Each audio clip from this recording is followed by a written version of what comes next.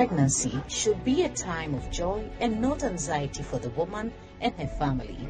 Do you want to learn more about pregnancy or have questions about fertility and reproductive health? Then join Dr. Linda Vanutu on Facebook and YouTube every Saturday at 4 p.m. on the online pregnancy school as she discusses pregnancy, delivery, and childcare with experts. Now, at delivery, what happened? Before we do that, let's go for this short break.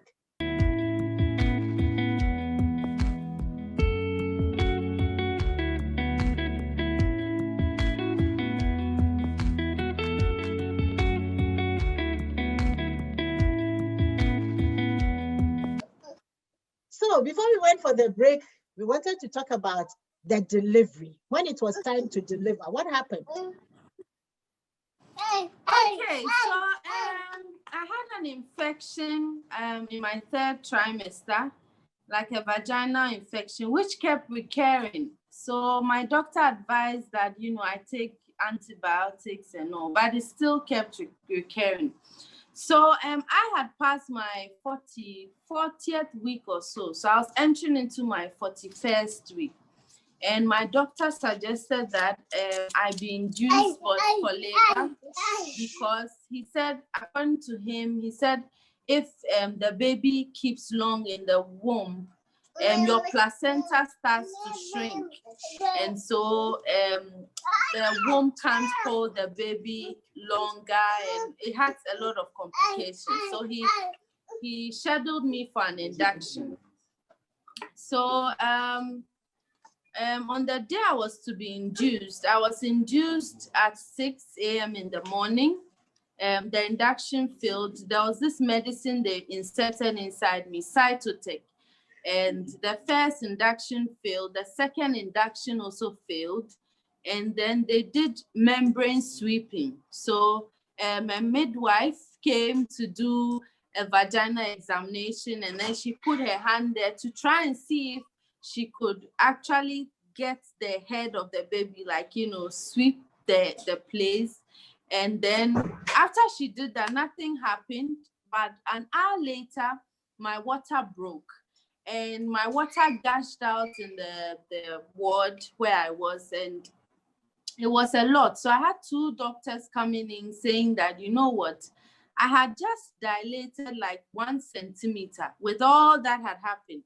From the induction to the membrane sweeping, the place was still very small and the water had come out. And so one of the doctors, the senior doctor, said, your situation is like an aquarium, a fish in an aquarium, where, the water has gushed out of the aquarium and the fish is still there. And he asked that in such an instance, what happens to the fish? And I said, well, the fish dies. And he said, yeah, that is how serious your issue is. So we have to rush you to the theater and perform a C-section on you. And so that was when everything began. I started panicking. Michael was asked to go and, donate blood or something like that, and then buy medicine for me and all that. And it was just, everything happened so fast. Yeah, he was supposed to have signed my consent form to perform a C-section. He said he won't sign, so the patient, I had to sign my own consent form and say, okay, you know what, I'll do the C-section. And a catheter was placed inside me. I was prepared. A minute, let's go back. So why didn't you want to sign the consent form? Okay, so my reason was that at that point in time, I was still not settled in my mind and ready for anything called CS. Because it's like leaving home and then having the idea that your wife has to just push first and second and third, and then the baby comes. So anything else away from pushing and everything was something so new and everything. And it didn't sync with me. And so within a split of a second, it's like you have to make a decision that a knife must, touch your wife and everything. It didn't really, honestly, it didn't make sense. It didn't sync. So I was like, okay, So go and buy drugs and everything. So I left to go and buy the drugs and everything. So when I came back, she has signed and everything. She said she's ready to go and do it and everything. I said, why did you sign it and everything? It was not right. But I don't blame the doctors for it. They did a very good job and everything for it. At a point, some people told me that it was wrong for the patient to have signed and everything. And I said, listen to me, it was wrong, yes, but in my case, it actually saved me, saved my wife, and saved my child and everything. So sometimes some of the things, it might look like a mistake and everything in the profession, but trust me, the mistake actually helped me to save my wife and to save my son. Because if my wife the doctors have not allowed my wife to sign and to wait for me to come, I don't know what the outcome would have been today. I'm sure we wouldn't be having this conversation. That is very true, because the longer you delay, the worse it becomes for the baby inside. And I think that the doctor used a very apt description of a fish in a tank full of water and the water coming out. But I want to ask you, you went for antenatal. Was there any time along the line where cesarean section was explained to you that sometimes it becomes necessary for a woman to undergo cesarean section? Did you have any knowledge about cesarean section and the indications for cesarean section for both of you? So I'll say that this is where I made a big mistake, because I was not going for antenatal. I was just going to see my gynae. And then from there, I'm back home. So I go for my gynae appointment and all. But after that, that was it. I wasn't going for antenatals in the classes, the pregnancy school where you have midwives teach you all those. Wow. So I hope that is something I realized that I missed out on, because I didn't get to know certain things before, my pregnancy. So I'll just depend on what my gynae told me. Like, I go for an appointment and they check my weight is okay.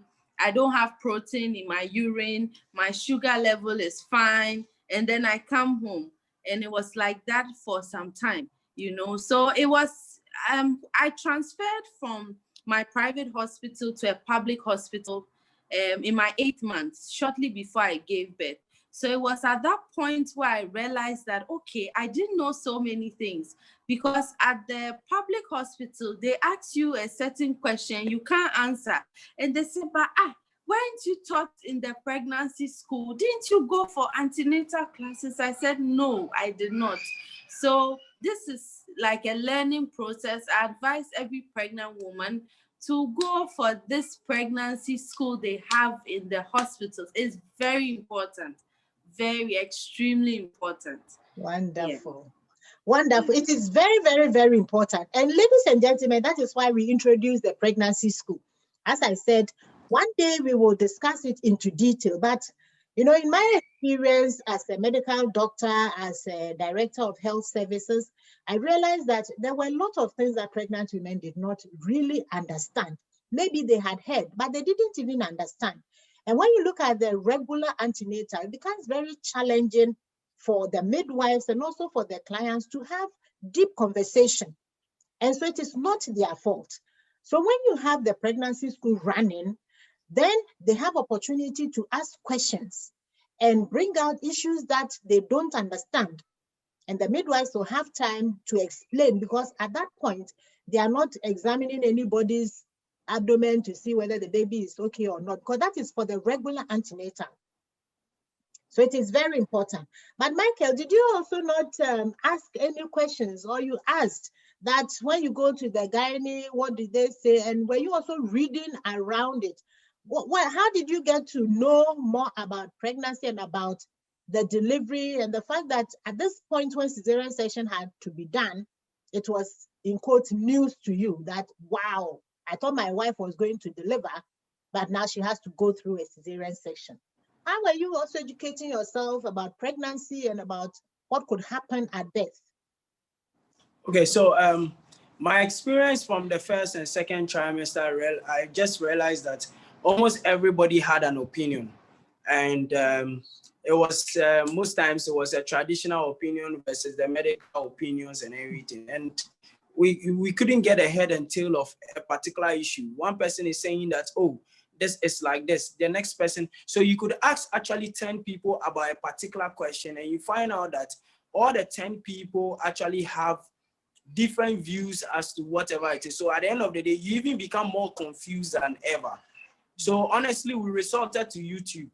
So we had to depend on YouTube, and anything that has to be done, we'll just have to go to YouTube and then go and check on YouTube to find out that, okay, what is it that is happening there and all that. And that's how come I was able to survive it for a while. So it was just an amazing time. And then again, I think your book, at a point, we were relying on your book so much so that I don't know if you have a copy of the green book there. I don't know if it's there. Brenda, do you have it? Please bring it. Let's see. You have a book. You wrote a book. So that book actually helped us because we could actually read, and then from your book, we were able to tell, okay, let's go and Google this and understand it very well. And then we could find like maybe 2 or 3 doctors actually talking about the same book and everything. Finally, she brought it. Okay, so this book helped us a lot. So I had to excuse myself just to get a book. Yeah. This book really helped me throughout my pregnancy. Yes. It was very, very simple. You know, even you could see. At a point in time, one of the days where I was there and I said, hey, I have a certain book. I think I took it and everything. Let's check it and everything. And then we realized that the book answers all the questions we were trying to actually ask people and everything. So we started depending on the book and all that. So actually, Brenda started reading the book. First trimester, we will go and check the book and find out what the book is actually saying. Second trimester, we will check and find out what the book is actually saying and all that. So we kept on using the book every now and then. And it's amazing. Honestly, it's an amazing book. It's an amazing book that anybody needs to get and everything. So she, when we're having a conversation, she actually went back to actually reach out to find out. Yeah, this book really helped. Yeah. Yes. Awesome book. It's a very awesome book. So this book really, really helped us. You can see there are even portions that I have marked, and where you said breastfeeding gives some immunity to your unborn baby and all kinds of things. It really, I mean, opened up my mind to, okay, so the journey, this is what is ahead. This is how I have to prepare myself and all. So, I mean, my son is 1 year, 5 months, and I'm still breastfeeding. So, yeah, I mean, this book really helped me. Yeah. So the book is an awesome book. It's a book that actually helped us. It guided us to all the opinions that were happening around. So at a point, we stopped listening and we depended on the book and everything, and we depended on God too. And at the end of the day, this is how far the Lord has brought us. Yeah. Wonderful. This is how far the Lord has brought us. Ladies and gentlemen, I'm sure you have seen on our screens several times that we have this book, which is for you, and it's written in very simple language. This is the online pregnancy school, and my name is Dr. Linda Vanutu. Today, we are continuing with sharing my story, and my guests, a family, the G's family. They've told us a lot, in fact, a lot about what they went through during their first pregnancy. And I'm sure now they have gained some experience. So next time when somebody is pregnant, the person can go to them. Let's go for this short commercial break.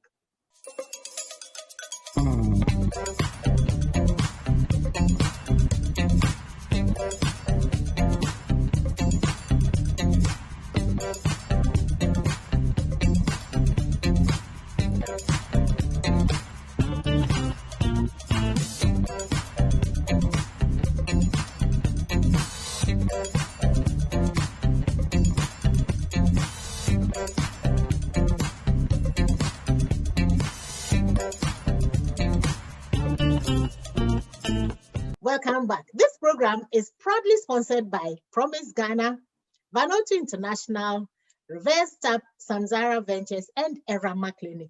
Each of these people have a special thing that they do. And I really hope that you will call them and do business with them. Erama Clinic, they are concerned about your health. In fact, they even have milk that you can use. And this milk is for those who have challenges with other milk. So if you call them, they'll be very happy to discuss that with you. They also can come to your home. They can have telemedicine with you. They do a whole lot of things. They also have a pharmacy which you can visit. And with Samsara Ventures, they manufacture bubble gold liquid soap. We are still in the season where we need to wash our hands. In fact, even without the COVID, you still have to maintain good personal hygiene.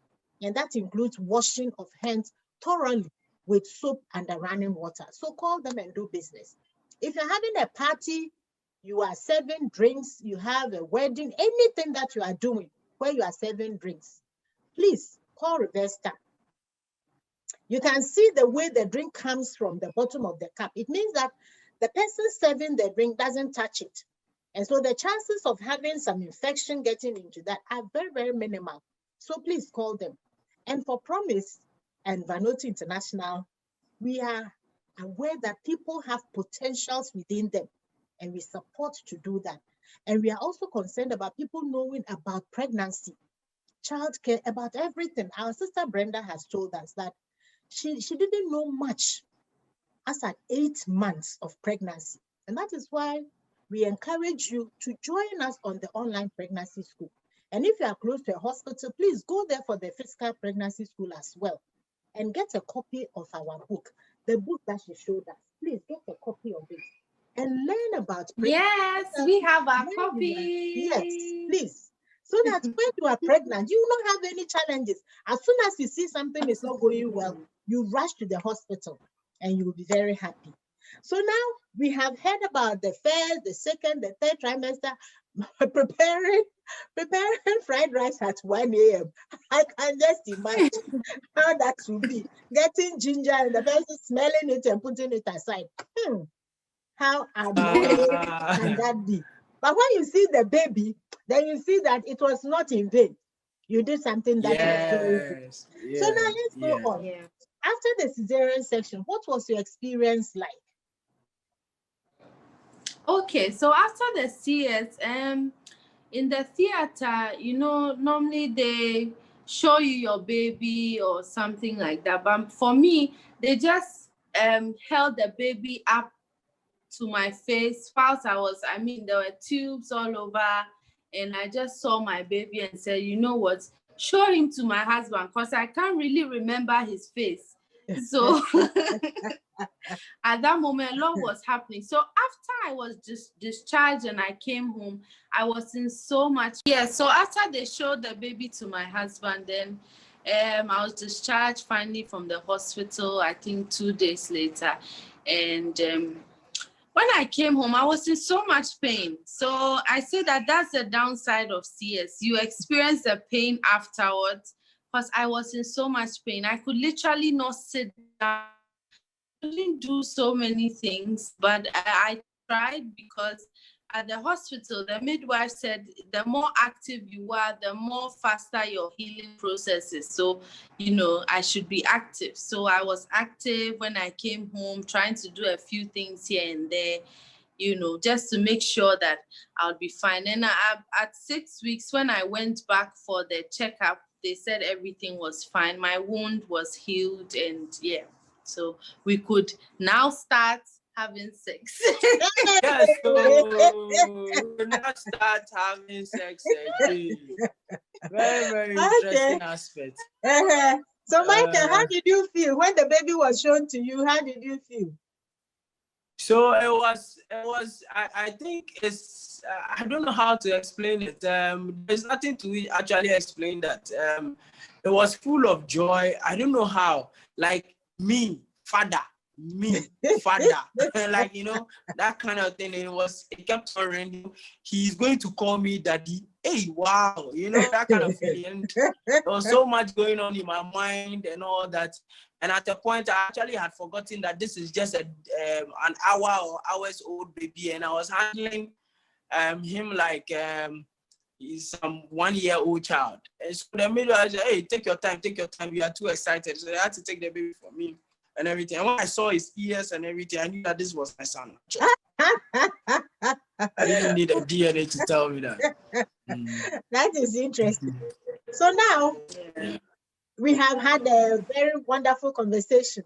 Ladies and gentlemen, if you have just joined us, today we are sharing my story, and it's with the Jewish family, their first pregnancy, what they went through and how they managed. So, Michael, in all this, what lessons have you learned? Okay, so I think that what happened was that her mommy was not around, me too, my mother was not around. We tried to reach out to certain people to actually come in because it was our first time, and we didn't know how to take care of a baby and all that. And all the trials we did actually futile.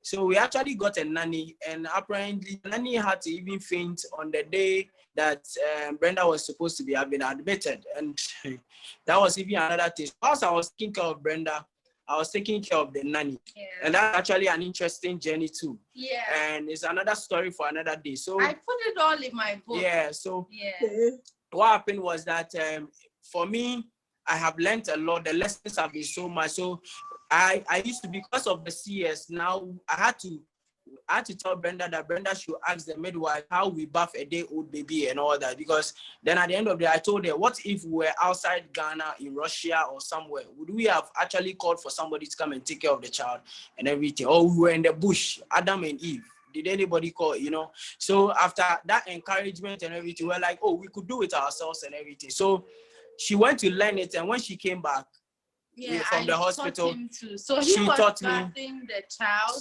so and then cleaning me up. Yeah. So then what happened is that in the morning, I will bath Brenda, and after bathing her, then she goes to sit down and wait, and then I will take the baby, bath the baby and everything, come and give it to Brenda, dress up and go to work. So there were days when, this might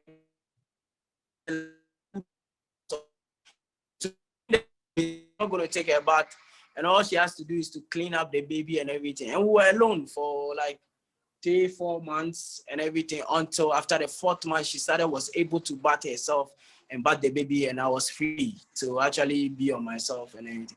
And as it stands right now, I don't even remember the last time I bathed him. I paid my dues already. Yes, you have. So Brenda. So I bathed mother and baby for almost 4 months. Yeah. Wow. Yeah. Congratulations to you, because a lot of men probably may not be able to do this. So I think it's a very, very good thing that you have done. And it's a big experience. I hope that one day during a pregnancy school, which is physical, you would have the opportunity to also share with some of the people. And as we speak to you, we are speaking to our gentlemen out there. There are some of the men who maybe do not know that this is possible, that they can do it. It is not so much that they cannot learn. It is something they can actually do. I know that there are a few men who can do very well, but there are also some of them who are even afraid to hold a newborn baby. So sharing your story, I hope is encouraging a man out there, or a woman, encouraging a woman to let the husband know that, look, this is possible.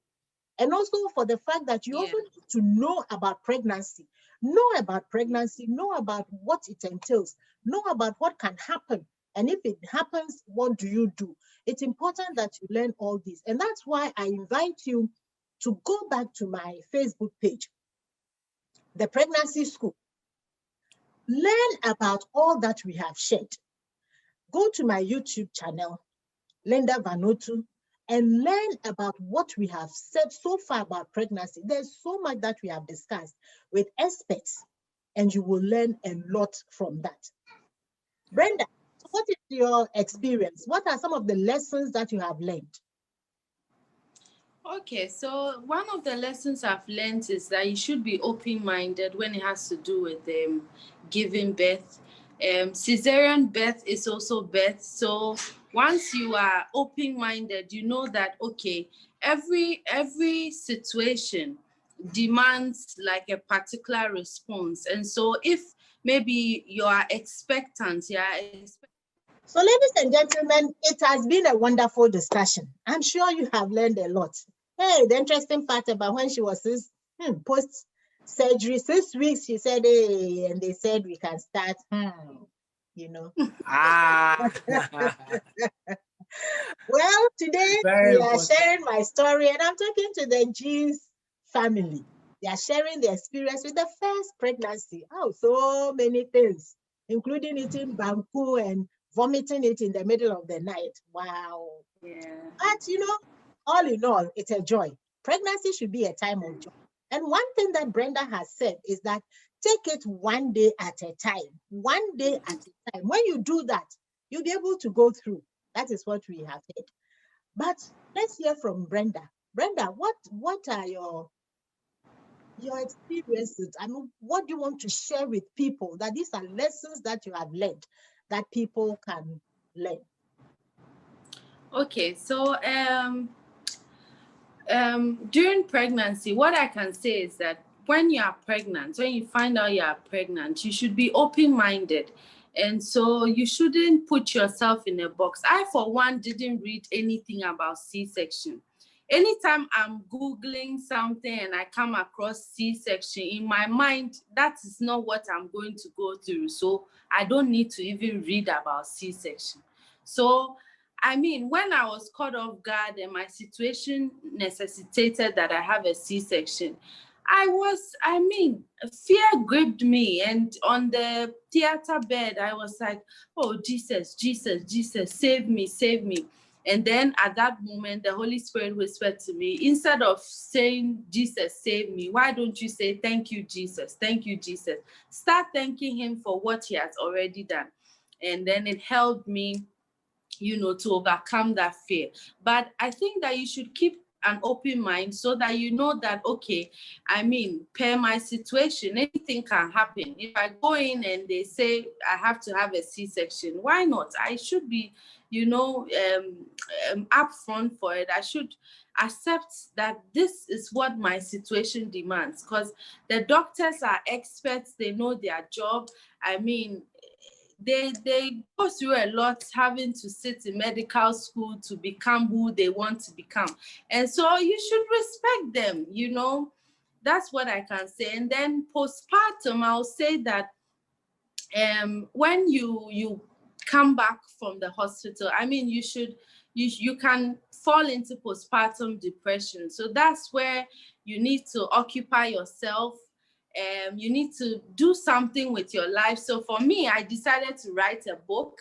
You know, you need to actually explore so many aspects of your life that can help you, you know. And then there's a portion I'll say in my read in my book. I beg your pardon. So learn to say no to every pregnant mother out there. Learn to say no. So say no to people who feel they can troop in and out of your house without calling. Say no to people who spend unusually long hours in your home. Politely give them an excuse to leave. Say no to opinionated family members and friends who think you have to go by their advice at all costs. And say no to unhealthy comments about your weight. It is you, it is your body, and it is your baby. Okay, so learn to say no. Most times when we give birth, I mean, anything anyone says, oh, you know what? Your baby's head, to be able to shape the head, you need to pour hot water, massage it and all. You need to be able to decide that, you know what, this is my baby. I know how I'm running the home, how I'm, you know, taking care of my family. So I would decide that, okay, this is what I'm going to do. Wow. Yeah. And get help. If you need a nanny, get help. It's very important. And this nanny. So why didn't we get help? And then I was the nanny. Collapsed. And nanny collapsed. And so at that point, you know, but yeah, you need to get help, because sometimes it gets too much. And so you need to get help. I mean, it will lessen the burden on you, because taking care of a baby is really, I mean, it's a whole lot of work. Yes, it's a whole lot of work. You. Husband of the year. It is very important. You see, ladies and gentlemen, one thing that Brenda said, which I would want to reiterate, is that Some people after delivery go into what they call the postpartum depression. And postpartum is just after delivery. The partum refers to delivery. So postpartum is after delivery. And again, we have handled mental health. And I did this and we talked about the depression that some people go through, some of them soon after delivery. And in some instances, if this is not recognized, this woman can even harm the baby. So please go back to my channel, look at the topic on the mental health and just go through. If you have questions about what we are discussing, anything that we have discussed in the past, don't hesitate to send me a message. You can send me comments on my YouTube page, the Facebook, or WhatsApp. And the WhatsApp number is +233 59 242 0625. +233 59 242 0625. Now, this is the online pregnancy school. If you have just joined us, I'm talking to the G's family about their experience with their first pregnancy. And I'm sure you have listened to all the sessions from the beginning up till now. And there are so many things that they have told us, which will be good for you if you listen and you learn from what they have said. Brenda has put her experience into a book. And she said that it's about bumps and ride. Is that correct? And she would tell us, please. Yes. So she's read a bit from it. And from what she read, I always say that the pregnant woman hears a lot of voices. Which one should she listen to? That is very important. And that is why the hospitals are there. Another thing she said is that the doctors have been trained. We have a session that we did on cesarean section. In fact, we even took viewers to the theater to see how it is done. If cesarean section is not indicated, it will not be performed because it takes longer, it takes more resources, and it is more expensive than just having a vaginal delivery. So if you are told that you need to go through a cesarean section, it means that it is important because the doctors have to be there. And at that time, it's not just one person conducting the cesarean section. It's a group of people. Absolutely. So for them to bring a group of people together just because of you, it means it is important. Your life is very important. The life of the baby is important. And as we go along, we'll be discussing other issues about babies and what happens if a baby is born alive but is not healthy. You wouldn't want this to happen to you. So it's important that when you are told you have to go through a cesarean section, please do that because it means that at that time, that is the best decision that they can make for you. Before we continue, let's go for this shot.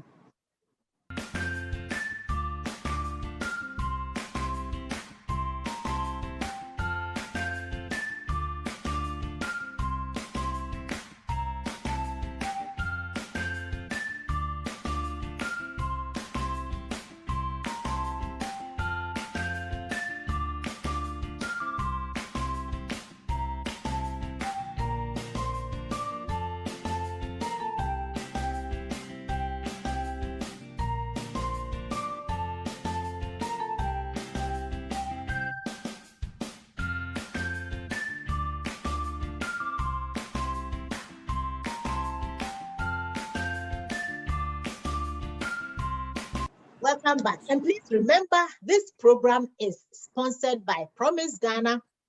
And Promise actually is about making sure that pregnancy becomes safe and healthy. It's also sponsored by Vanuatu International. We are determined to help people to bring out the potentials that are in them. It's sponsored by Reverse Tap, and they are good in serving drinks in very, very hygienic manner. Samzara Ventures, they manufacture bubble gold liquid soap, which you would want to use in your home for everything. Your cleaning of floors, your washing of plates, everything that you do with liquid soap. Don't forget to call them. And then we We are also sponsored by Erama Clinic. They are into public and clinical healthcare. So call them and do business with all these people. And you have been told about the magazine, the book, and this book was written for you.